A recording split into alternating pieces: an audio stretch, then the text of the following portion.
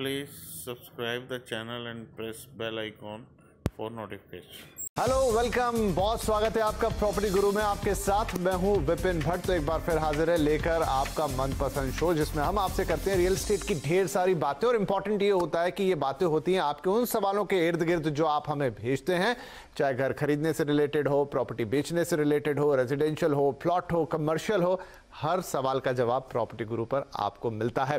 तो आज भी आपको ये ढेर सारे आपके जो सवाल हमारे पास लगातार पहुंचते हैं, उनके माध्यम से हम बातचीत करेंगे। और आज आपके सवालों के जवाब देने के लिए हमारे प्रॉपर्टी गुरु हैं मोहम्मद असलम साहब। सर, बहुत बहुत स्वागत है आपका प्रॉपर्टी गुरु में।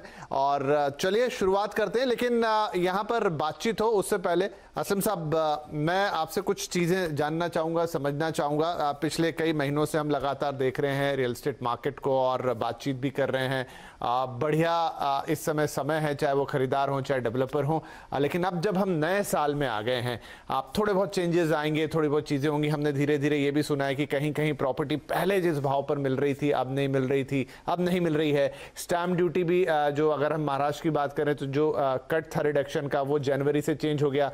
अब सिर्फ आपको 3% का फ़ायदा मिलेगा, पहले करीब करीब 4% के आसपास का फ़ायदा मिल रहा था। तो ये सारी चीज़ों से मार्केट के सेंटिमेंट पे कोई असर तो नहीं आएगा, या घर खरीदार फिर से सोच विचार में तो नहीं चले जाएंगे? देखिए, आपके जो सारे पॉइंट है काफी वैलिड है, और उसमें जो फैक्ट्स आपने पुट किए हैं वो भी एक्चुअली ठीक है कि हाँ, प्रॉपर्टी प्राइसेस एक्चुअली फर्म होना शुरू हो गए हैं। बट ये चीज हम लोग आई थिंक आपके शो में भी और सब लोग देख भी रहे थे कि क्योंकि जो इन्वेंट्री थी ना, वो लास्ट 3 मंथ्स में जिस तरह से निकली है कि लोगों को ऐसा लगा कि जैसे अब इसे आप भेड़ चाल कहें या क्या कहें, क्योंकि कोई रीजन आपके थे कि चलिए आपको लॉकडाउन में आप अपग्रेड कर रहे थे या पेंटअप डिमांड थी, सब चीजें थी। लेकिन बहुत बड़ा फैक्टर था कि आपका रेट ऑफ इंटरेस्ट कम हो जाना, महाराष्ट्र में स्टैम्प ड्यूटी का इफेक्ट था। तो वो तो अभी भी है, मतलब आपको कंसिडरेबल काफी रिडक्शन इन स्टैम्प ड्यूटी अभी भी बहुत है, और रेट ऑफ इंटरेस्ट तो और कम हो गए, काफी बैंक ने और रिड्यूस किए हैं।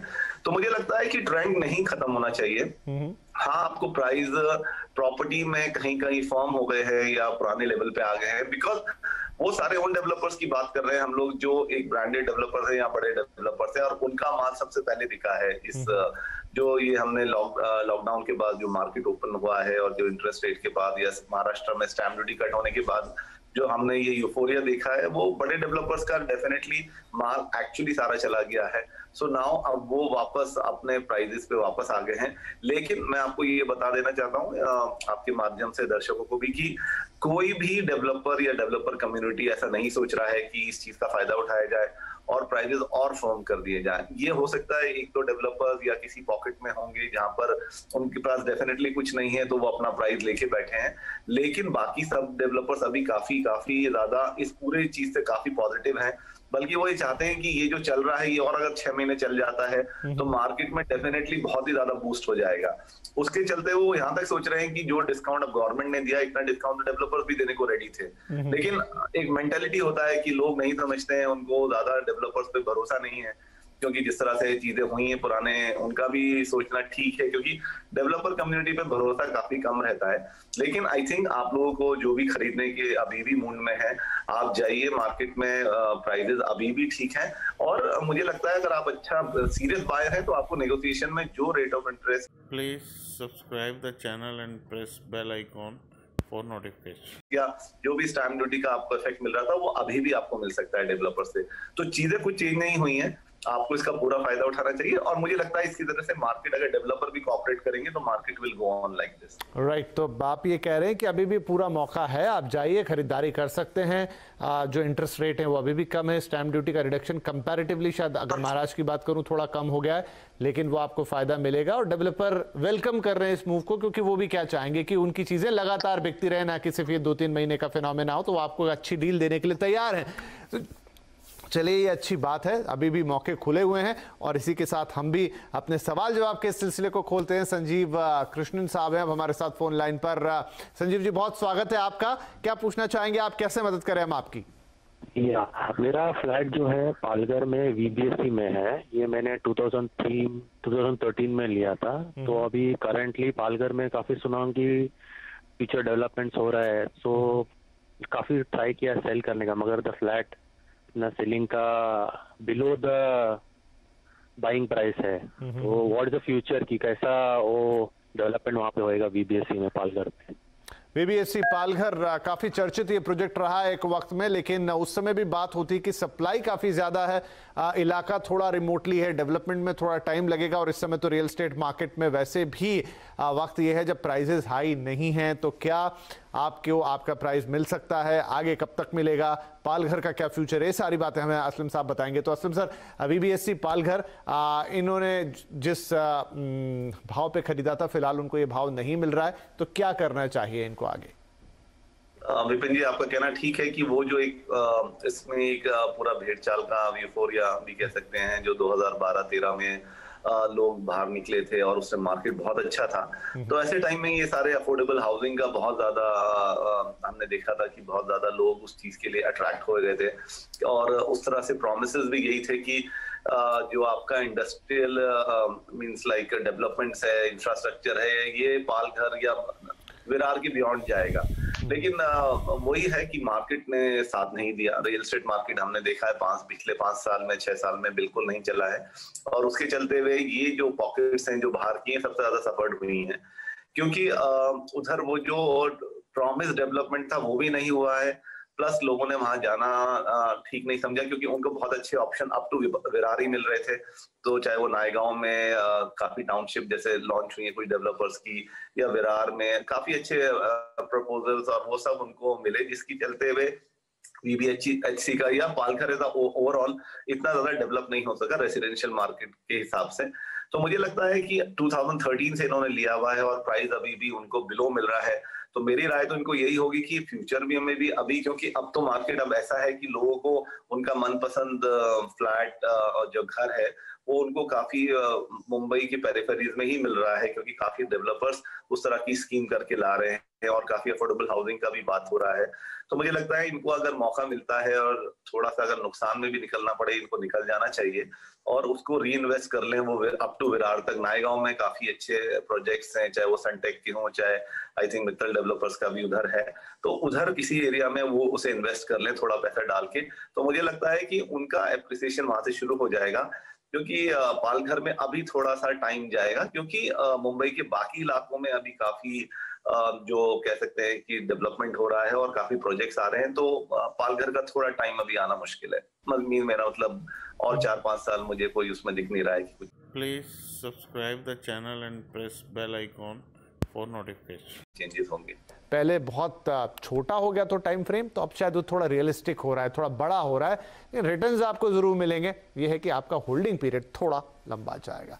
चलिए, इसी के साथ अब हम चलेंगे अपने अगले सवाल की तरफ, जो गौरव ठाकुर साहब का पुणे से हमें फोन कर रहे हैं। गौरव साहब, बहुत स्वागत है आपका, हैप्पी न्यू ईयर। क्या पूछना चाहेंगे आप? थैंक यू सर जी, आपको भी happy new year. Thank you. मैंने खराड़ी में बुक किया है 3 BHK गोयल गंगा एल्टस, और 2025 में पोजीशन है। तो मैं ये जानना चाहता था कि कितना रेट ऑफ रिटर्न एक्सपेक्टेड है?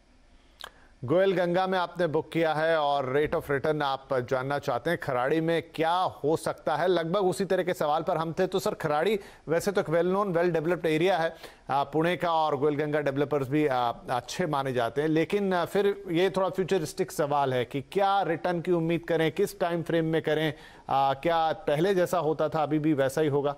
तो निवेशक के हिसाब से क्या जवाब होगा इसका?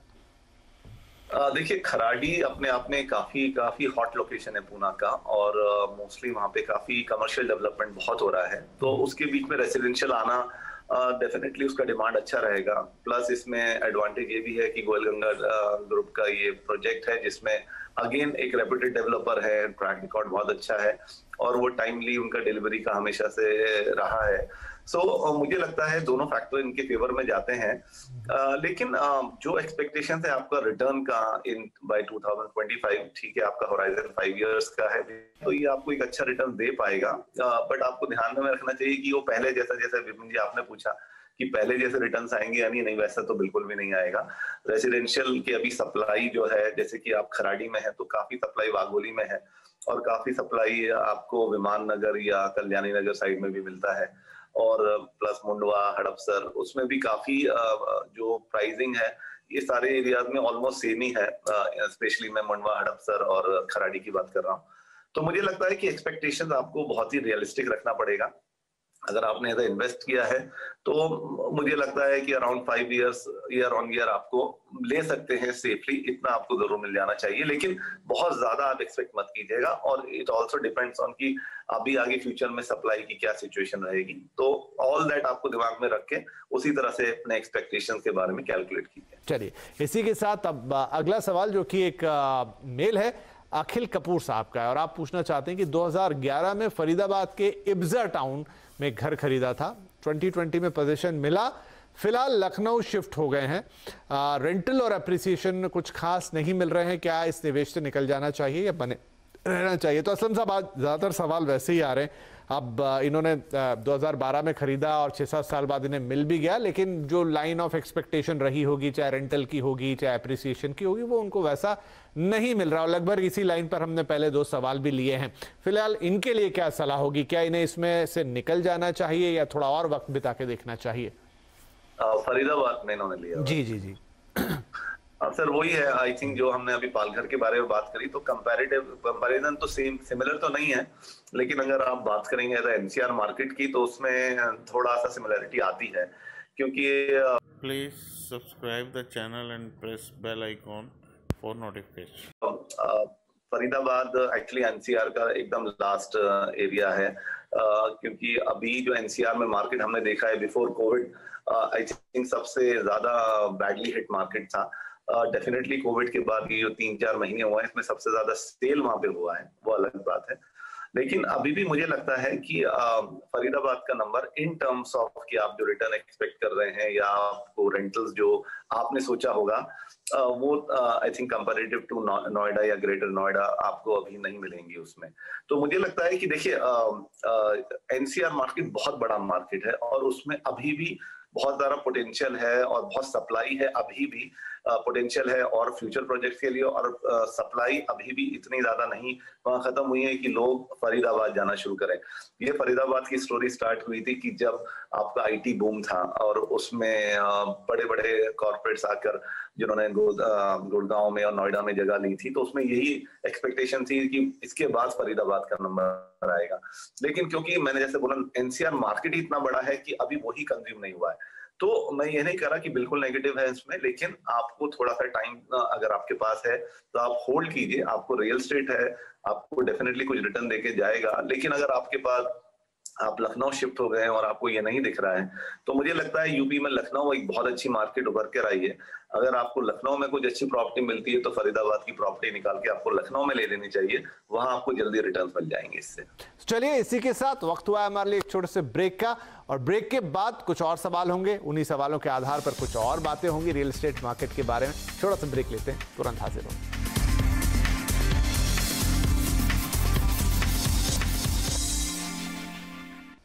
Welcome back. आप देख रहे हैं प्रॉपर्टी गुरु और हम कर रहे हैं रियल एस्टेट की बात आपके सवालों के जरिए से। और आज आपके सवालों के जवाब देने के लिए हमारे साथ हैं हमारे प्रॉपर्टी गुरु मोहम्मद असलम साहब। तो चलिए इस बातचीत को आगे बढ़ाते हैं। अगले कॉलर भी जुड़ गए फटाफट हमारे साथ। भूपिंदर राय साहब हैं, ग्रेटर नोएडा से कॉल कर रहे हैं। भूपिंदर साहब, बहुत स्वागत है आपका, क्या सवाल होगा?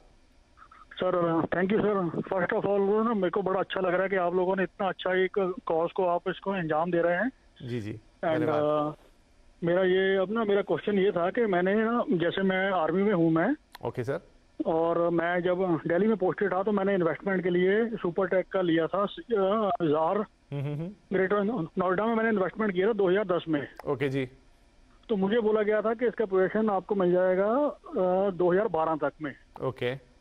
लेकिन अल्टीमेटली लड़ झगड़ के वो मैंने उसका पोजीशन लिया 2019 में, 7 साल के बाद। जी। And without any compensation, without anything. अभी जब मैं इसको मैंने अभी सोच रहा हूँ उसको भेजने के लिए, तो अभी उसका भी वो बोल रहे हैं कि इसका रजिस्ट्री नहीं हुआ क्योंकि उसका कोई चल रहा है, कोर्ट केस चल रहा है कोई।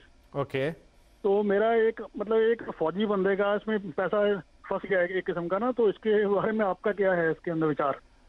जी, तो थोड़ा मामला टेक्निकल हो जाता है। आप बता रहे हैं कि अगर आप उसे बेचने जा रहे हैं तो अभी वो बिक नहीं रहा है क्योंकि कुछ लीगल इश्यूज उसमें आ रहे हैं, राइट? हाँ जी। Legal issue in the sense मतलब ये बेसिकली ये है कि वो बोल रहे हैं कि इसका रजिस्ट्री नहीं हुआ आपने। हालांकि मेरे को उन्होंने दे दिया पोजीशन, मैंने उसको रेंट पे दिया हुआ है। हाँ। तो मेरा क्वेश्चन ये है कि शुड आई होल्ड इट और should I I don't know, I got stuck, उसमें मैं स्टक हो गया हूं मैं।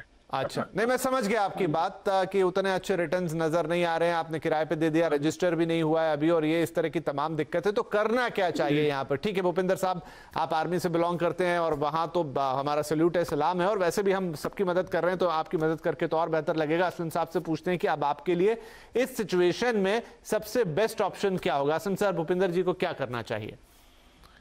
आई थिंक बहुत अनफॉर्चुनेट बात है कि भूपेंद्र जी का मींस आर्मी वालों के लिए हमारे सबके दिलों में एक अलग ही रिस्पेक्ट है, लेकिन उसके बावजूद I think he is also one of the person who is getting suffered. I think Supertech का एक्चुअली स्टोरी सबको मालूम है। भूपेंद्र जी का कहना ठीक है कि वो उनका लीगल हैसल चल रहा है क्योंकि प्रॉपर्टीज अटैच की गई हैं, काफी उनको पैसा वापस करना है लेंडर्स का, तो उस चक्कर में वो प्रॉब्लम चल रही है। अब इन्होंने Please subscribe the channel and press bell icon for notification. जैसे बताया कि अभी वो रजिस्टर्ड भी नहीं हुआ इनके नाम पे, तो वो एक अलग एंगल है, मतलब उसमें ये बेच नहीं पाएंगे जैसे सही कह रहे हैं। और रजिस्ट्री करने में मुझे नहीं लगता उनको कोई इशू होना चाहिए क्योंकि आपने एज अ बायर हैं और आपने सारा पेमेंट किया है, पर मुझे लगता है कि वो नहीं करना चाहते, इसलिए ये भी स्टक हो गए हैं इन सबके चलते हुए।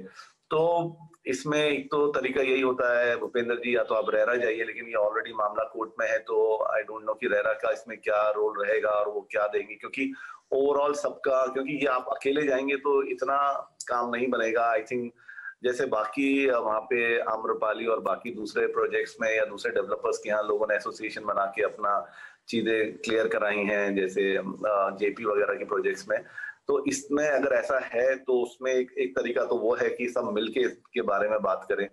अदरवाइज मेरा एडवाइस यही होगा आपको कि अगर आपका वो रेंट पे चला गया है तो एटलीस्ट आपको कुछ रिटर्न उसमें आ रहे हैं, तो थोड़ा पेशेंस रखिए।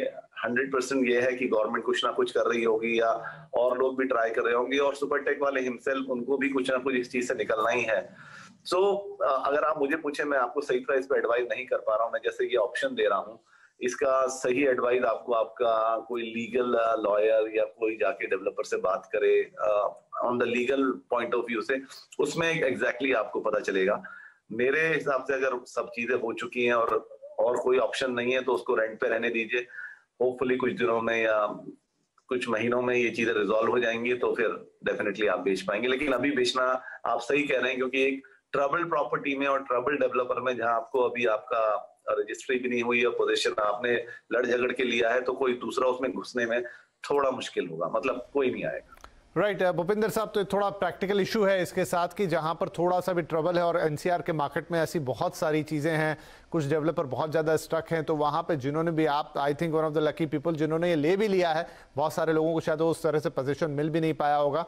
तो जैसा असलम साहब कह रहे हैं कि फिलहाल अगर थोड़ा रुक जाते हैं तो कोई बुराई नहीं, क्योंकि ऐसे में इसको बेचना आसान नहीं होगा, और थोड़ी सी लीगल एडवाइस यहाँ पर आपको लगेगी जहाँ आप किसी वकील से सलाह कर सकते हैं इसके बारे में कि आखिर आप इसमें किस तरीके से आगे बढ़ सकते हैं। हालांकि रजिस्ट्री कराना आपका हक है और डेवलपर उसे किस तरीके से बाधा डाल रहे हैं और क्यों नहीं हो पा रहा है वो एक अलग एंगल है, जिसमें शायद एक लीगल एडवाइजर आपकी ज़्यादा मदद कर पाएंगे। लेकिन हाँ, फिलहाल के लिए आप थोड़ा वेट कर लें तो बेहतर है। किराया आपको इससे मिल रहा है, लेकिन अभी एक ट्रबल प्रॉपर्टी में खरीदार ढूंढ पाना उतना आसान होगा नहीं। तो एक बार अगर थोड़े इश्यूज क्लियर हो जाते हैं और आपकी तरह कुछ और लोग भी हैं जो साथ में इकट्ठे जाते हैं और कोई रिजोल्यूशन निकाल लेते हैं, तो इससे बेहतर कुछ नहीं होगा। फिलहाल के लिए आप इसे होल्ड करें तो बेहतर है।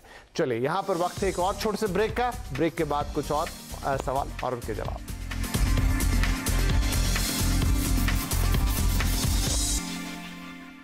वेलकम बैक, आप देख रहे हैं प्रॉपर्टी गुरु और हम दे रहे हैं आपके सवालों के जवाब। अब हमें अपने अंतिम सेगमेंट में असलम साहब हमारे साथ बने हैं, तो फटाफट एक सवाल हम और ले लेना चाहेंगे और वो है दीपक अग्रवाल साहब का। आपका मेल है दिल्ली से, आप पूछ रहे हैं कि 1 करोड़ के बजट में गुरुग्राम में 3 BHK लेना है, सेक्टर 67 में आयरियो कॉरिडोर, सेक्टर 83 में पाम गार्डन्स और सेक्टर 86 में माइक्रोटेक ग्रीनबर्ग। ये प्रोजेक्ट आपने देखे हैं, तो भविष्य में कौन सा प्रोजेक्ट अच्छा रहेगा?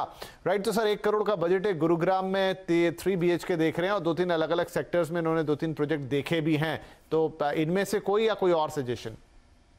देखिए, स्पेसिफिक प्रोजेक्ट के बारे में एडवाइस देना I think won't be nice की, बिकॉज तीनों ही अच्छे डेवलपर्स हैं और हम हमेशा कहते हैं कि आप अपनी ड्यू डिलिजेंस कर लेनी चाहिए हमारी एडवाइस के अलावा भी। से मैं अगर अच्छी किसी डेवलपर के बारे में बोलता भी हूँ, लेकिन आपको अपनी तरफ से थोड़ा सा सेटिस्फाई हो जाना चाहिए, और उसके तरीके भी हम पहले भी बात कर चुके हैं, तो उसे दोहराना ठीक नहीं होगा। लेकिन हाँ, ये तीनों प्रोजेक्ट अच्छे हैं, बल्कि मैं कहता हूँ आपका जो बजट काफी अच्छा है, और गुरुग्राम में सेक्टर 67 से लेके 103, 104 तक काफी और भी अच्छे डेवलपर्स हैं। टाटा है, जैसे टाटा का लाविदा प्रोजेक्ट है, आपका गोदरेज है, Godrej Air, Godrej Meridian, SP Joyville है, आपका आई थिंक एटीएस का कोकून है, एंड आई थिंक आईवीओ का तो आपने देख ही लिया है। तो मुझे लगता है कि काफी आपके पास ऑप्शंस हैं, और काफी रेडी पोजीशन में भी अवेलेबल है। तो मुझे लगता है आप अपना और थोड़ा सा होराइजन बढ़ा के थोड़ा और इन सब में भी मेहनत कर लीजिए, हो सकता है बेटर आपको मिल जाए। क्योंकि जैसे हमने शो की शुरू में ही बात की कि डेवलपर्स अभी भी काफी रेडी हैं आपको अच्छी डील देने के लिए, और हो सकता है कि please subscribe the channel and press bell icon for notification. अगर किसी का पोजीशन रेडी प्रॉपर्टी, तो डेफिनेटली आपको अगर कोई प्राइसिंग है उसमें ज्यादा डिस्काउंट नहीं देंगे, लेकिन कुछ प्रॉपर्टीज जो 6-7 महीने पोजीशन के लिए हैं उसमें आप ट्राई कर सकते हैं। बनस्पत आप उसका ये पूरा ड्यू डिलिजेंस कर लें तो आपको काफी अच्छे वहाँ पे ऑप्शंस मिल सकते हैं। और जितने भी मैंने प्रोजेक्ट के नाम बताए बिसाइड आपके तीनों के, तो सारे रेप्यूटेड डेवलपर्स हैं, तो कहीं ना कहीं आपको एक अच्छा डील मिल सकता है। थोड़ा आप देख लीजिए, बाकी बजट के हिसाब से मुझे लगता है इन सभी प्रोजेक्ट्स में आप जहां भी लेंगे बेटर रहेगा आपके लिए। राइट, तो ये सलाह है यहाँ पर कि आपको इस बजट में काफ़ी ऑप्शन मिल रहे हैं गुड़गांव के अंदर, और तीनों प्रोजेक्ट जो आपने देखे हैं वो ठीक हैं। थोड़ा रेरा वेबसाइट ज़रूर देख लीजिए, डेट ऑफ पोजीशन वगैरह सही कर लीजिए। बाकी कुछ और बढ़िया नाम टाटा और अन्य वो आपको असलम जी ने सलाह दी, उनमें भी देख सकते हैं, क्योंकि बजट आप डिसेंट रखते हैं और आपको फिर डिसेंट बजट में एक बढ़िया घर मिलना चाहिए, यही हम चाहेंगे। तो चलिए, आज हमारा समय हो रहा है समाप्त। तो जाने से पहले असलम साहब आपका शुक्रिया और आपको वेरी हैप्पी न्यू ईयर। हम उम्मीद करते हैं कि रियल एस्टेट में हम इस साल इसी तरह की अच्छी बातें करते रहे, जहां निवेशकों को, घर खरीदारों को उनकी सपनों की डील, उनकी बढ़िया डील, उनका घर उन्हें मिले। तो बहुत शुक्रिया शो पे आने के लिए और ये सलाह हमें देने के लिए।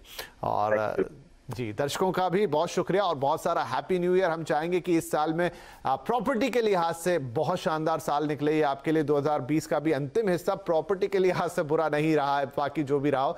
तो बहुत शुभकामनाएं दर्शकों को भी, और आपसे हमेशा की तरह यही निवेदन करेंगे कि pg@moneycontrol.com पर अपने सवाल भेजते रहिए, हम लगातार उनके जवाब देते रहेंगे। तो इन्हीं शुभकामनाओं के साथ आपसे लेंगे इजाजत, अगले हफ्ते फिर मुलाकात होगी, तब तक के लिए नमस्कार। Please subscribe the channel and press bell icon for notification.